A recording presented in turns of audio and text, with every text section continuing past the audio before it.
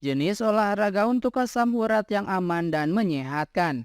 Asam urat adalah penyakit akibat kelebihan purin yang menumpuk pada sendi hingga menyebabkan peradangan atau dikenal dengan artritis atau radang sendi.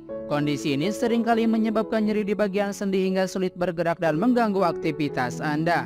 Mengingat nyeri sendi kadang menyerang dan khawatir memburuk, Anda mungkin bertanya-tanya, apakah penderita asam urat boleh berolahraga?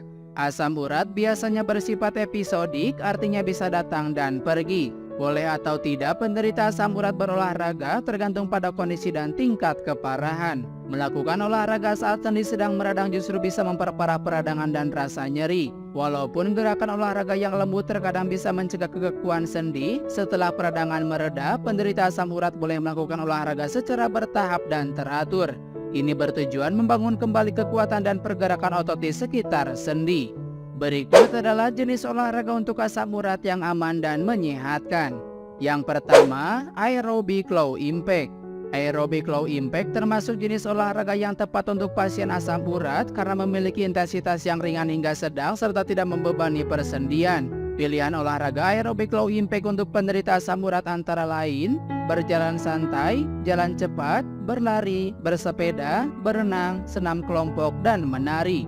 Sebagai contoh, Pusat Pencegahan dan Penanggulangan Penyakit Amerika Serikat (CDC) menganjurkan penderita radang sendi untuk melakukan aktivitas aerobik intensitas sedang seperti bersepeda dengan kecepatan kurang dari 16 km per jam selama 150 menit.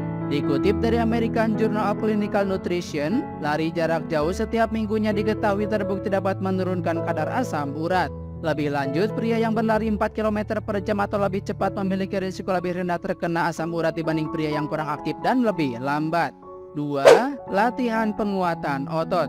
Otot yang kuat diperlukan untuk mencegah sendi tetap stabil dan melindungi kerusakan sendi yang lebih parah. Latihan penguatan otot juga diperlukan bagi penderita asam urat yang terkontrol untuk mengembalikan kembali kondisi otot di sekitar sendi. Latihan penguatan otot untuk penderita asam urat antara lain angkat beban, latihan dengan resisten bench, dan yoga. 3. Latihan ketahanan.